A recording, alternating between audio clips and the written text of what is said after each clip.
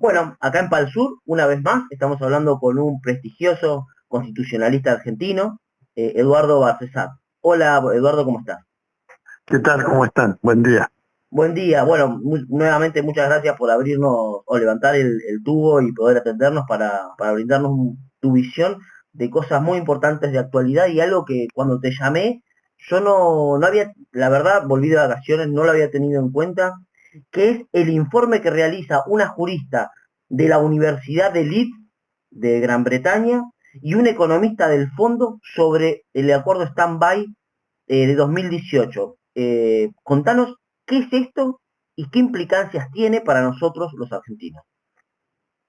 Bueno, el estudio es un estudio realmente meritorio.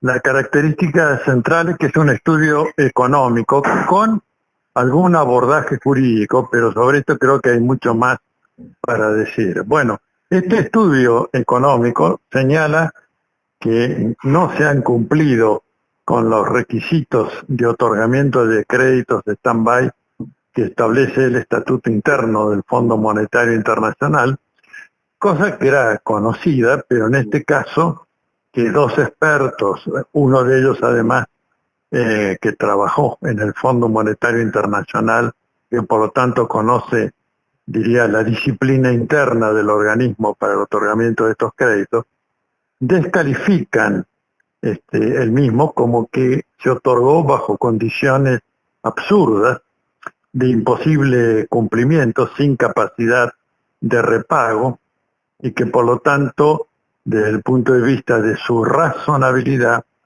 este acuerdo es nulo. Y por lo tanto, tendría que la Argentina reclamar la devolución de los pagos de intereses y amortización de servicios. Y luego dejan dicho por ahí convenir la forma del reintegro, del préstamo, lo cual desde el punto de vista jurídico es muy endeble porque es un contrasentido afirmar correctamente que ese acuerdo es nulo y de otro lado Claro, pretender que la Argentina cumpla el mismo, ¿no? sí, tal cual, Esto, ¿no? esto tiene, por eso digo que el punto de vista jurídico no es precisamente para aplaudir. No, y no lo digo por defensa de la nación argentina, sino por conocimiento de qué significa nulidad en el No, derecho. una cosa no puede ser y no ser al mismo tiempo. Claro, es efectivamente es así. Si dicen que es nulo, significa que va todo para atrás. Entonces algunos ahí piensan, lo he tenido en algún otro reportaje, que si hay que volver todo para atrás, entonces la Argentina tiene que devolver de inmediato la plata que recibió del Fondo Monetario Internacional. Y esto también es un grave error jurídico, porque en nuestro sistema, tanto en el viejo código de Vélez Arfield como en el actual Código Civil y Comercial, los que son actores o partícipes de un acto nulo, ninguna acción tienen entre sí. Es decir, solamente puede reclamar alguien de buena fe. Aquí no hubo ninguno de buena fe, ni el De Fondo acuerdo. Monetario Internacional ni el gobierno de Mauricio Macri. Pero a este análisis le falta, y no se lo reprocho a los investigadores ingleses, sino se lo reprocho fundamentalmente a los funcionarios nuestros. Lo que Claro. le falta es el análisis jurídico de por qué desde el punto de vista de nuestra Constitución Nacional este acuerdo es un acto nulo y además de nulo, delictivo, porque va en perjuicio de la administración pública. Bueno, las razones de esta nulidad y de su grado delictivo son las siguientes. La Constitución establece, 75 inciso 22, reformado parcialmente en el año 94, que los acuerdos, los tratados celebrados por la nación argentina con estados extranjeros, con organismos internacionales y los concordatos con la Santa Sede deben ser aprobados o desechados por ambas cámaras del Congreso de la Nación. Claro. No establece una mayoría especial, sino una mayoría simple para aprobar o desechar. Lo cual significa claramente que antes de que entre en ejecutoria un acuerdo, en este caso con un organismo financiero internacional que la nación argentina bien o mal integra, que es el Fondo Monetario. Ese acuerdo ya cerrado a nivel de cúpula de los ejecutivos Sí. tiene que ser aprobado o desechado antes de entrar en ejecutoria. Acá se omitió groseramente el cumplimiento de la norma constitucional y esto es inadmisible. Bueno, Ha habido varios argumentos. incluso Sí. invalida al propio FMI, que no puede decir que estaba desconociendo no solamente normativa interna del fondo, sino también deberes constitucionales del quién iba a recibir la deuda. Yo supongo que el Fondo Monetario Internacional tiene una asesoría jurídica lo suficientemente idónea como para señalarles, ojo muchachos, que este acuerdo, para poder entrar en práctica y eventualmente exigir su cumplimiento compulsivamente, tiene que haber sido aprobado previamente por el Congreso de la Nación Argentina, por el voto afirmativo, con mayoría simple, de ambas cámaras del Congreso, diputados y senadores. Bueno, tampoco pueden ellos alegar ignorancia o desconocimiento, porque otro principio general del derecho que está reconocido en nuestra legislación dice que no se debe escuchar en el derecho a quien alega su propia torpeza, ¿no? Es decir, si el Fondo Monetario hizo esto por ignorancia, pues le va mal.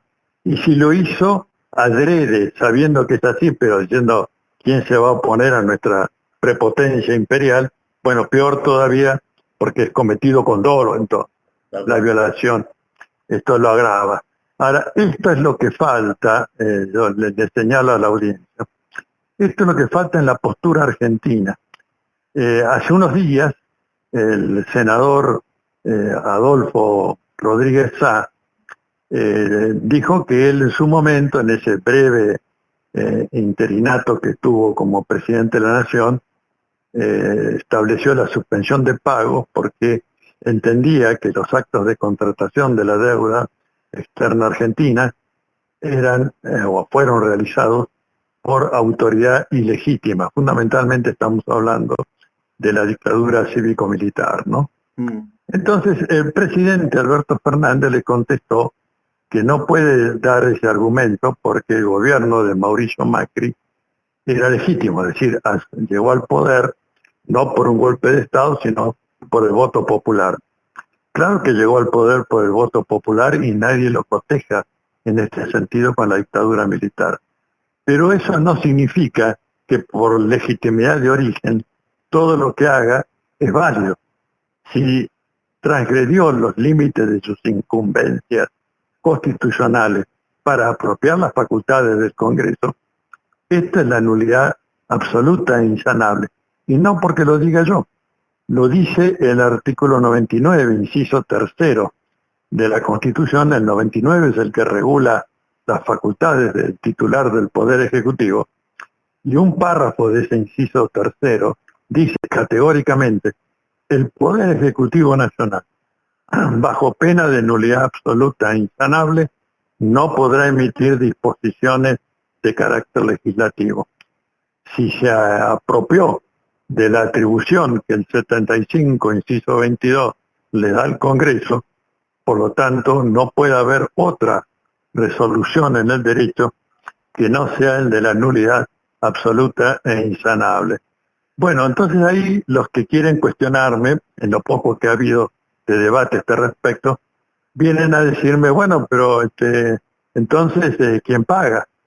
Bueno, como dije antes, si son actores, paga dos veces. bueno, si entregaron el dinero sin tomar recaudos, bueno, tendrán que sufrir las consecuencias porque tenían que ser conscientes, sabedores de lo que establece la Constitución argentina. Esto es lo que hace además cualquier abogado cuando un cliente le viene con una operación multimillonaria, pero dudoso de con quién está concertando esa operación, y uno le pide el estatuto porque nuestro cliente dijo, sí, lo arreglamos todo con el gerente de ventas. ¿Y el gerente de ventas qué capacidad tiene para obligar a la empresa? No tiene ninguna capacidad. Claro. Entonces, ahí es donde entra el jurista a hacer valer los principios del derecho que para algo están, y en este caso máximo en la Constitución Nacional.